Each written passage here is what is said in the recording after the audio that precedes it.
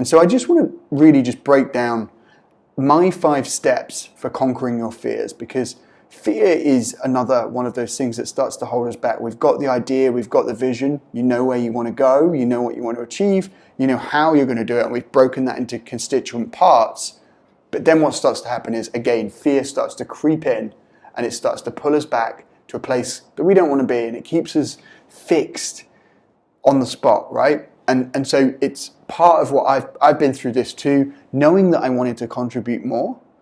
I was at a certain age in my life, I knew I wanted to contribute more, but I just wasn't sure how. Then I got certain on how I was going to do that. And then it was about actually taking the action and doing it. So first, step 1, overcome doubt and fear. So firstly, I do naturally now start to think, what would Richard do? What would Ryan Serhant do? What would Tony Robbins do? Because I want to associate with successful people, people that have been there before, people that have done it before, people who have had success in the things I want to be successful at, have done it before. It's not a good idea to take advice from someone who hasn't been there, lived it, and done it.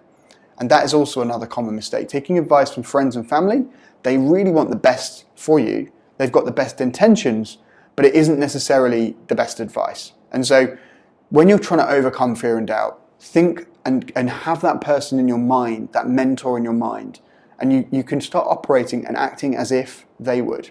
So then you can start creating the success and the outcomes that they would.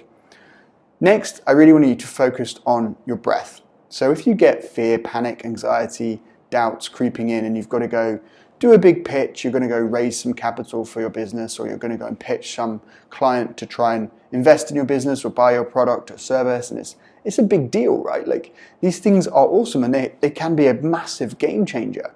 But then slowly this brain starts kicking in and starts feeding us little unhelpful comments. So take a breath, take a few breaths, take a minute worth of breaths. Just breathe in, 4 seconds in, 4 seconds out. And just let the breath control you. And this goes back to the meditation piece, and we'll go on to that in subsequent parts. We go deep into meditation, but the meditation piece and the breathing exercises allow you to get centered, which allow you to have more space in your mind to be able to create that flow and those ideas, and to actually control your emotions again, and to really center yourself and come back to what your bigger vision and impact is going to be.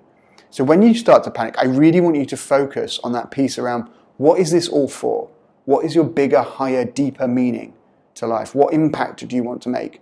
By coming back to that, fear and goes away, courage starts to come through, because you're really connecting to a deepest part of yourself and part of this vision that's so big that it's pulling you forwards and getting you through the obstacles. Next, this is a Tonyism, but Tony Robbins would move your body. Sit up straight, posture like someone who's strong, confident, and able to take on the world. Massive change in your physiology, changes your mental state. And then my one, like, smile, seriously, like a smile, even when you don't want to, it goes a long way for you. Because what you're putting out into the world then starts to come back at you. Smiling at different people, as we've done in the exercises, and well done for doing that. But the thing now is to do it when you probably least want to. So when you're starting to feel panic and fear and anxiety, the way to calm that down and to actually allow courage to come through is to do the things that you don't want to, that you know are good for you, like smiling, sitting up straight when you don't really feel like it. The tendency is to slump and to get small and to try and hide. Let's go big. Let's smile. Let's start pushing ourselves into these unknown areas so that we can become more confident. The next part of this is actually step 2. Recognize your landmines. So recognize your triggers and what's been tripping you up. So you can start to see about your current situation. You start asking your questions like, what about your current situation could be better? What exactly is it that makes you tick? And really go deeper into the surface, because sometimes situations can seem like we understand them on the surface, but actually when you go deeper, you realize, you know what? I'm the problem. It's my problems that keep creating this. It's not necessarily the situation or that person over there who's being annoying. It's actually, in any scenario, I've walked into a situation where there's loud music playing, I've got a really important article to write, and I'm getting frustrated at the people over there because they're playing table tennis and having a good time. Whose problem is that? Like, realistically, you may have just walked into that situation and put yourself in that situation. Or you potentially think your boss is a nightmare and you don't like your boss and they're causing a lot of problems for you. But really, when you go deeper, you might actually see that actually some of those problems are actually with you, and that you're going to take them into any environment wherever you go. And so it's about getting clear on those landmines and those triggers so that you can actually understand what's going on at a deeper level. And maybe we can build in some discipline around that as well, so that we can get clear and stay away from a few situations while we're trying to protect our confidence, which is really important for building courage to get us to a place where we're, bringing our best selves to it. And one last piece on that, I would say that like it's easy and it's quite a hard task at the same time to identify your landmines, because some of them can be quite sneaky. So you might think that the culture of an organization is wrong for you, when actually any organization you go in, you might actually have those same patterns and tendencies because you're bringing you with you. And so having discipline about being your best self and knowing what is your best self and your destructive habits versus your healthy habits, plus where you want to go. So again, recognize your triggers and landmines, and then really question whether it's you that's bringing them to the table or the environment and the outside world. The next part, for step 3, I want you to cultivate fun and creativity in your life. So part of taking action, and when I take action best, it's often when I've got a huge week, I've got meeting after meeting, I'm probably flying into a couple of different cities, I'm meeting up with various different people, I'm not sure how it's going to go, there's a lot of spontaneity, it's super fun. I maybe have about 10 to 12, 15 meetings with different people, and I love it. And I get such a high from meeting different people and to share stories and to meet different people and to understand their problems and their issues and start bringing in solutions and really go on that journey with them. And that's how I start to cultivate fun and creativity. And what I do is I layer on other things to make it even more fun. So things like going to get a massage. Great for your body, great to relax, great for the mind, get a massage.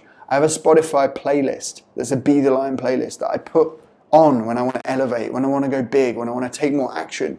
Running, go for a run. So mix it up. It's very important that we've got these frameworks and these routines and these habitual processes to work with. But it's also important that we have fun and we have outlets for our energy and outlets to actually give us more energy. So running is really good for that. It's also really good for clearing the mind. If you're ever stressed or you're facing like a part where you need to think clearly, 20-minute run, it just creates a different rhythm in your system, and you can start and come back to it a lot more fresh. Brainstorming, as I've said, I'm a big fan of brainstorming, so taking that notepad with you, getting it out, brainstorming, really forcing creativity into your life at specific parts of your day. And that goes the same for journaling. So just writing in general, writing down your thoughts and just not kind of judging where it's going to go. Just free flow writing, see what comes out. And honestly, some of the best stuff comes out just from journaling every day. Then I would say learn something new, put yourself in a bit of a different situation, get used to putting yourself into uncomfortable and new situations.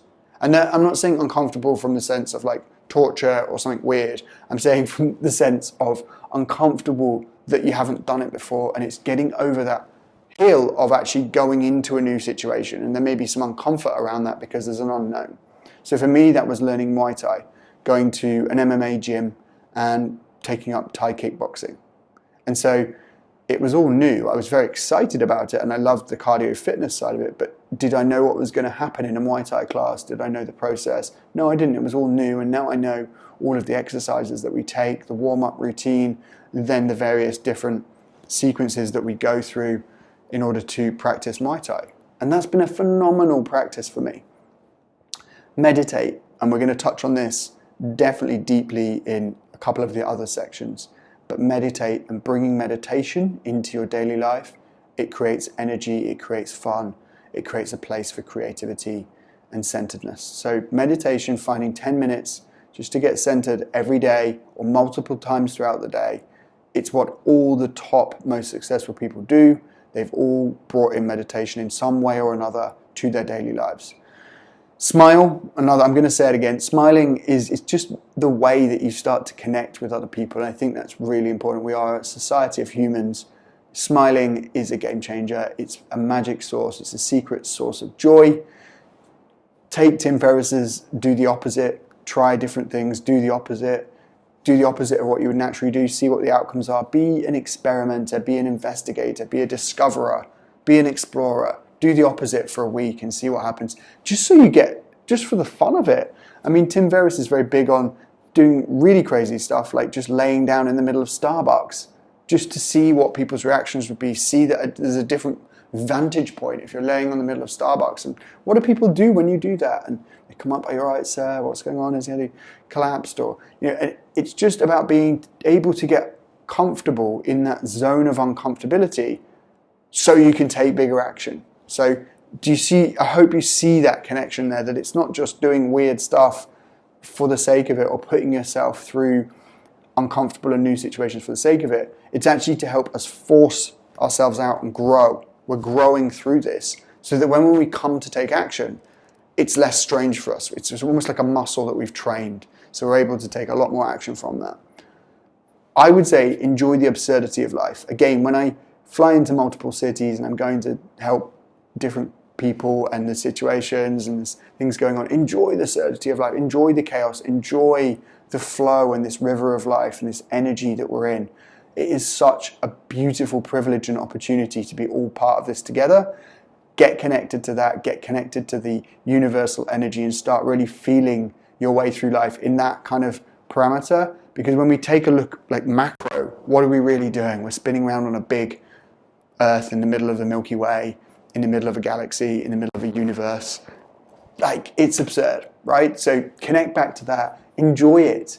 And I think there are a few ways, my top ways for kind of bringing creativity and fun into your daily life and for getting more out of it. And that's step 3 for overcoming courage and fear.